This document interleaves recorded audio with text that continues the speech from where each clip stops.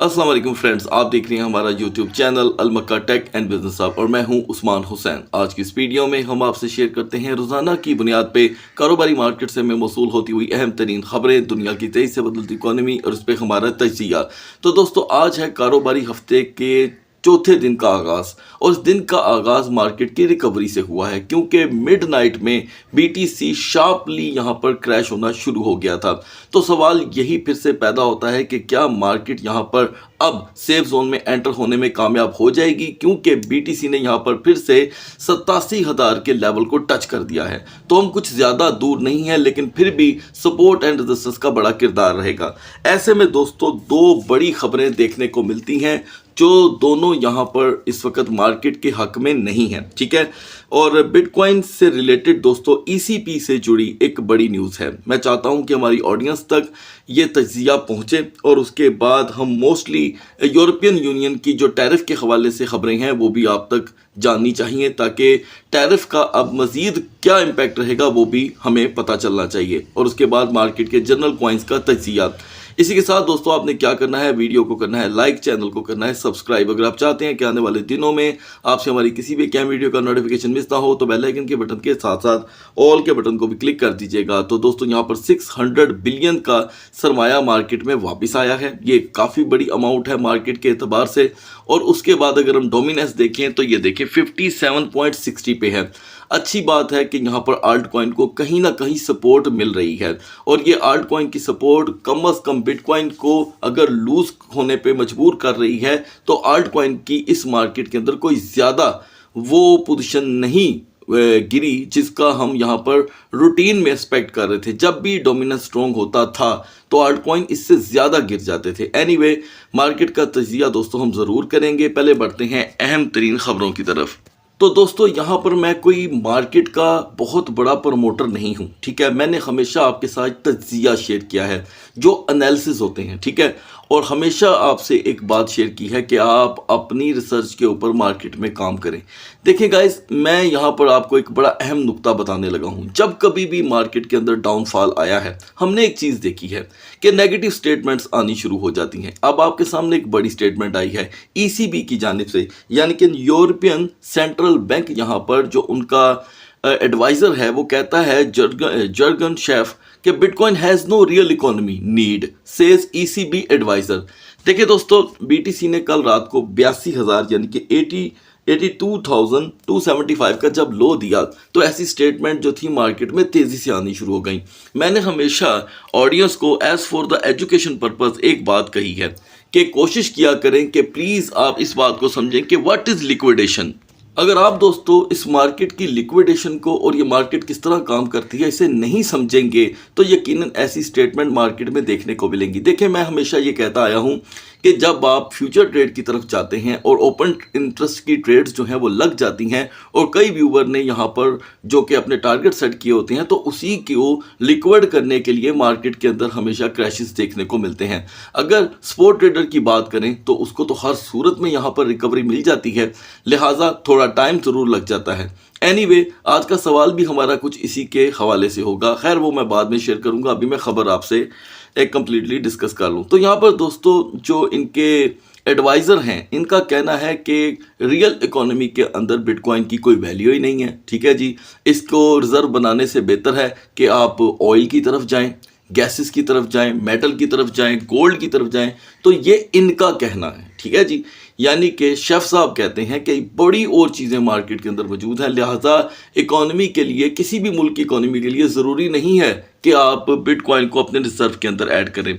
लिहाजा मैं एक बात जानता हूं जो मैंने अपनी आंखों से देखी है कि 1,10,000 का हाई इस प्रोडक्ट ने मार्केट में दिया है। मैं बिल्कुल इससे भी इत्तेफाक करता हूं कि वोलेटिलिटी बहुत ज़्यादा है, लेकिन ये भी तो रियलिटी है कि 110 का हाई भी देखा हमने और इस वक्त हम 82,000 का लो भी देख रहे हैं, तकरीबन कुल मिला के 28,000 का लो। तो लिहाजा दोस्तों, इस तरह की डिफरेंट किस्म की जो बीटीसी को लेकर नेगेटिव खबरें हैं वो आना शुरू हो गई हैं। आप इस आर्टिकल को ज़रूर स्टडी कीजिएगा। जबकि आप खुद भी जानते हैं कि मार्केट के अंदर जब से ट्रंप की जानिब से टैरिफ की न्यूज़ आ रही हैं, ठीक है, तब से मार्केटें हिल रही हैं, अच्छी खासी वॉलेटिलिटी है। और आपने देखा होगा, भले आप गोल्ड में ट्रेड ना करते हों, लेकिन आपने देखा होगा कि गोल्ड भी बहुत ज़्यादा रिकॉर्ड पे रिकॉर्ड बनाता चला जा रहा है। तकरीबन इनॉग्रेशन से लेकर अब तक 20 जनवरी से आप लगा लें कि 27 फरवरी तक एक दिन भी गोल्ड की मार्केट फॉल नहीं की। तो अब हम इसका कसूर किसे देंगे? गोल्ड को इसलिए एक मार्केट के अंदर सबकत हासिल है कि उसको दुनिया के तमाम बैंक अपना रिजर्व समझ के होल्ड करते हैं।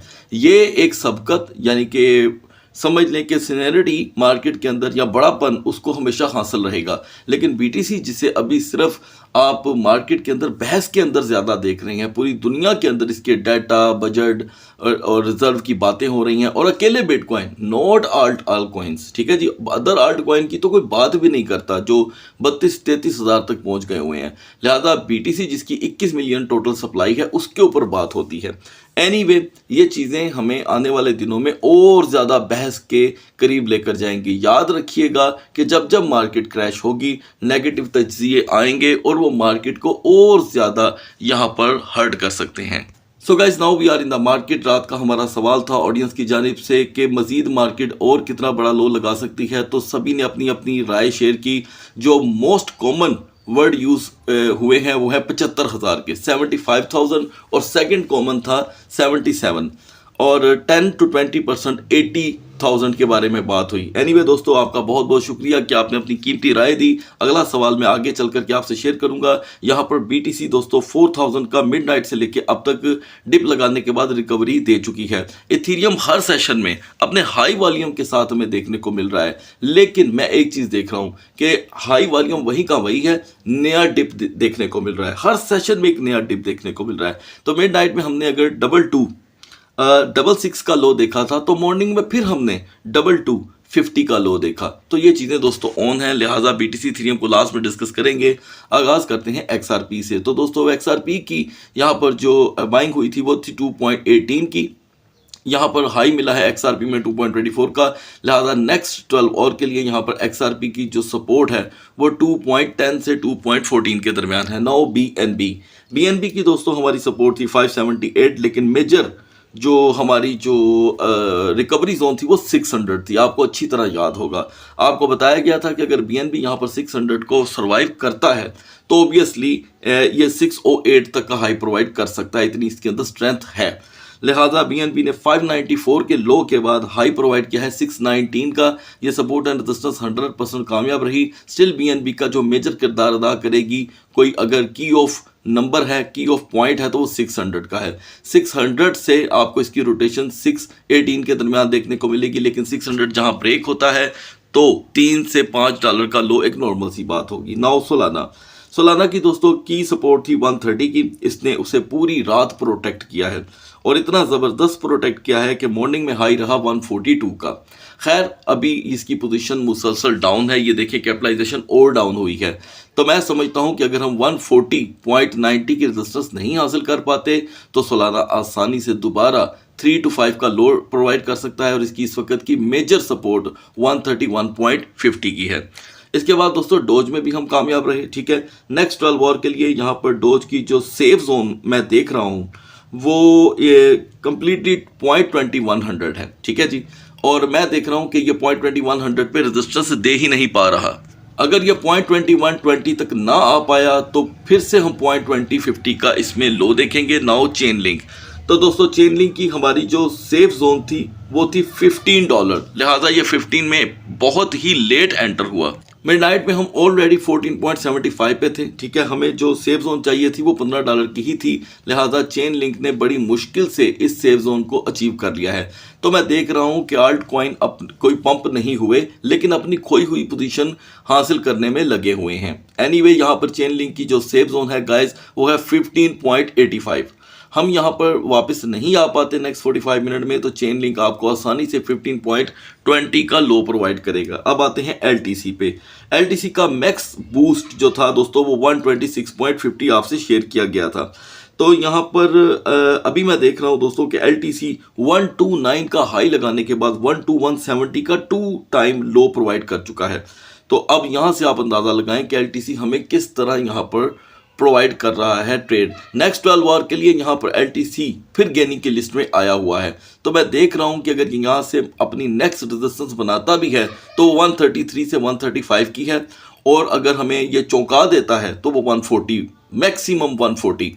लेकिन याद रखिएगा कि इसके रिवर्सल की और डिप की यहाँ पर पूरी गुंजाइश मौजूद है।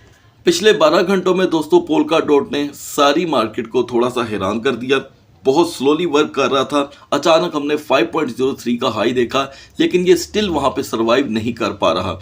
तो अगले 45 मिनट के लिए पोल्का डॉट का 5.10 पे आना ज़रूरी होगा। अगर पोल्का डॉट 5.10 पे नहीं आता तो मैं देख रहा हूँ कि इसका नेक्स्ट लो 4.80 का कंफर्म हो जाएगा, क्योंकि 5.10 का जो लेवल है वो इसे करता है स्ट्रॉन्ग। वो व्यूवर जिनको बीजीपी की यहाँ पर अपडेट फराहम की गई थी दोस्तों, बीजीपी यहाँ पर फिर से 3.84 का लो देने के बाद 4.20 का हाई प्रोवाइड कर चुका है। तो इसके लिए भी तकरीबन सिचुएशन सिमिलर है, ठीक है। $4 इसकी मेजर सपोर्ट है, जहाँ पर इसे इसका 45 मिनट का सर्वाइव करना दोबारा करता है स्ट्रॉन्ग 4.30 के लिए।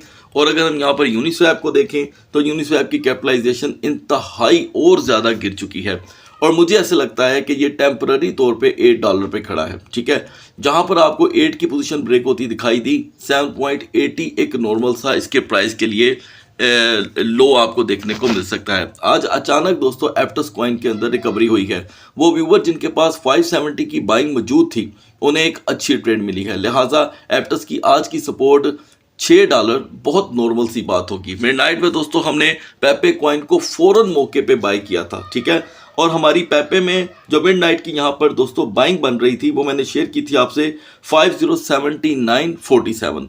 अब हम पेपे को दोस्तों यहाँ पर देख रहे हैं 5085 का अभी इसने हाई यहाँ पर हमें प्रोवाइड कर दिया है। तो मैं चाहूंगा कि हमारी ऑडियंस पेपे टोकन से फौरन एग्जिट कर दे, इसलिए कि ये बड़ा हेल्दी दोस्तों प्रॉफिट है। तो आपने कमेंट सेक्शन में ज़रूर लिखना है। तो गाइज इसी के साथ मैं आज का सवाल भी शेयर करने लगा हूँ। आज का सवाल है दोस्तों कि आपने बताना है कि आपका पोर्टफोलियो इन क्रैशेस के अंदर कितना डाउन हुआ, ठीक है। तो चाहे आप स्पोर्ट ट्रेडर हैं तो भी और फ्यूचर भी, लेकिन अपनी ट्रेड के साथ ये ज़रूर लिखिएगा कि आप स्पोर्ट पे यानी कि ट्रेड कर रहे हैं फ्यूचर में। लास्ट में डिस्कस करेंगे दोस्तों हम ऑनडू को। ऑनडू के लिए यहाँ पर जो हमें नीड रेजिस्टेंस चाहिए वो है 1.01 की। ये रेजिस्टेंस हमें नहीं मिलती तो हम 0.9850 तक का लो देख सकते हैं। अब बढ़ते हैं दोस्तों टाओ कॉइन की तरफ। टाओ कॉइन की गाइस मिडनाइट में 350 पर हमारी यहाँ पर बाइंग कंफर्म हो गई थी, ठीक है। और टाओ ने हाई दिया है 370 का। आपने एक अच्छी ट्रेड जनरेट कर ली है। दोबारा का इसका कोई डिप अगर आता है तो मैं समझ रहा हूँ कि 345 एक यहाँ पर अच्छा इसका डिप रहेगा। बढ़ते हैं बीटीसी और इथेरियम के कैंडल चार्ट की तरफ। So guys now we are on the chart of BTC. Midnight में जब मैंने आपके साथ बिटकॉइन की पोजीशन शेयर की तो हम 84,460 पे थे। आपको बताया गया था कि बिटकॉइन की सेफ जोन 86,800 है और मैक्सिमम 87,500। ये अपनी सेफ जोन में दोस्तों सिंगल टाइम भी एंटर नहीं हुआ, सिंगल टाइम भी, ठीक है। ज़्यादा से ज़्यादा अगर हाई हमने देखा वो भी मॉर्निंग में, लेकिन एक डिप के बाद और वो हाई था 86,700। तो अभी भी बीटीसी की दोस्तों जो सेफ जोन है वो है 86,800 से 87,500। तो गाइस मिडनाइट में आपको जो अपडेट दी गई थी एक स्ट्रॉन्ग पोजीशन में ना आने की बुनियाद पर, वहाँ पर बीटीसी ने 100% काम किया है। हमने जो न्यू अब लो देखा है पिछले 90 से 93 दिनों का, 90 to 93 डेज का, वो है 82,275। उसके बाद मार्केट ने यहाँ पर अब जा करके सपोर्ट बनाई है। तो दोस्तों तकरीबन 5 दिन के बाद फुल डे कैंडल चार्ट के अंदर एक सपोर्ट बनी है, जो काफ़ी अच्छी बात है। चलो कम से कम सपोर्ट तो मिली, वो भी फुल डे कैंडल चार्ट में, और बड़ी स्ट्रॉन्ग है। अब यहाँ पर हमने 12 घंटे सुबह के रिकवरी देखी, ठीक है, और अब जाकर टॉप के ऊपर एक बेरिश कैंडल बन रही है। तो दोस्तों लिहाजा हम किसी को भी अभी बीटीसी की कंफर्म सपोर्ट नहीं कह सकते, ना 85,000 को ना 82,000 को। तो बात यहाँ पर ख़त्म नहीं हुई। लिहाजा इसकी वीकर जोन यही है जहाँ पर हम खड़े हैं, 85,800, 85,200। ये इसकी वीकर जोन है। ये जब तक मंडलाती रहेगी, अपने ज़हन में रखिएगा कि बीटीसी आसानी से 1,500 से लेकर 2,500 तक का डिप दे सकता है, यानी कि 1,500 से लेकर 2,500 तक का डिप इस वक्त की कंडीशन के मुताबिक बिटकॉइन में एक नॉर्मल सी बात होगी, ठीक है। तो ये टॉप के ऊपर जो बेरिश कैंडल है ये मार्केट के लिए थोड़ा सा खतरा पैदा करती है। हेल्पफुल टोकन हमारे लिए यहाँ पर सोलाना है दोस्तों, BNB, और तीसरे नंबर पे BGP। बढ़ते हैं इथेरियम के कैंडल चार्ट की तरफ। जैसे कि मैंने आपको शुरुआत में बताया कि इथीरियम जो भी लेवल यहाँ पर अचीव करता है उसे क्रैश कर देता है, और क्रैश करने के बाद उसे अचीव नहीं करता और एक नया डिप हर 4 दिन के एक दिन के बाद ये हमें दिखा रहा है। तो दोस्तों मिडनाइट में हम 2311 पे थे, 2311 पे आपको बताया गया था कि हमें सेफ जोन चाहिए 2380 से 2390 की, लिहाजा हमें ये सेफ जोन नहीं मिली। हमने हाई ज़्यादा से ज़्यादा 2382 का देखा है और एक नया डिप, और वो डिप है दोस्तों 2250 का, यानी कि ये मिडनाइट से भी $16 ज़्यादा का डिप है, 16 या 14। तो अब जा करके इसके फुल डे कैंडल चार्ट में यहाँ पर एक सपोर्ट बन रही है, बुलिश की सपोर्ट है, लेकिन इंतहाई वीक है। इसीलिए इथीरियम के प्राइस को अभी हम फाइनलाइज नहीं कर ही नहीं सकते। तो गाइज यहाँ पर याद रखिएगा कि एक बुलिश और एक बिरिश, फिर एक बुलिश और एक बिरिश का सिलसिला चल रहा है। हम अपने वीकर जोन पे खड़े हैं। इससे पहले आगे बढ़े मैं आपको बताता चलूँ दोस्तों कि हमारी वीडियोस का मकसद सिर्फ आपको एजुकेशन फराहम करना होता है, बिल्कुल भी आपको फाइनेंशियल एडवाइस करना नहीं। ओके, तो दोस्तों 2355 पे एक्स्ट्रा स्ट्रे इथीरियम को वीक करेगा और 2300 का लो एक नॉर्मल सी इसकी लो पोजीशन बन सकती है। एनीवे सपोर्ट इसकी यहाँ पर अभी कोई नहीं है दोस्तों, लेकिन अगर आप हम एक इमेजिनेशन या फर्जी सपोर्ट क्रिएट कर लें तो वो 2360 की है, वो भी यहाँ पे नहीं बन रही। तो सेफ जोन अभी भी 2390 से 2410 है। 2390 से 2410 की रेजिस्टेंस इथीरियम को ज़्यादा से ज़्यादा 2445 का हाई प्रोवाइड कर सकती है। तो ऐसे में दोस्तों इथीरियम से रिलेटेड जो टोकन है वो बहुत बुरी तरह डाउनफॉल कर चुके हैं, जिसमें एलडीओ टॉप पे है, ओपी है, डीवाईडीएक्स है, कोर है। इन्हें रिकवरी करने में यहाँ पर टाइम लगेगा। ठीक है, रिकवरी करने में इसलिए टाइम लगेगा कि ऑलरेडी मार्केट का जो पैनिक है वो कहीं संभलने का नाम नहीं ले रहा। तो लिहाजा दोस्तों मैं समझता हूं कि ऐसे मौके पे आपको लेवल्स पे वर्क करना होगा। जैसे कि इथीरियम ने 2250 का अगर लो दिया है तो दोबारा अगर इतना लो आपको देखने को मिला तो ये 2250 से भी ज़्यादा नीचे का डिप देगा। एनीवे हम हमेशा यहाँ पर इथीरियम को लेकर एक बात कहते होते हैं कि एक ऐसा टोकन है इथीरियम कि अगर इसे हर डिप के अंदर बाय किया जाए मिनिमम अमाउंट के साथ, यानी कि $50 के साथ भी, तो ये किसी हद तक आपको फ़ायदा दे सकता है for the long term. So guys helpful token इस वक्त मार्केट के एतबार से हर सूरत में BGP है। सो गाइज अगली वीडियो तक अल्लाह हाफिज़।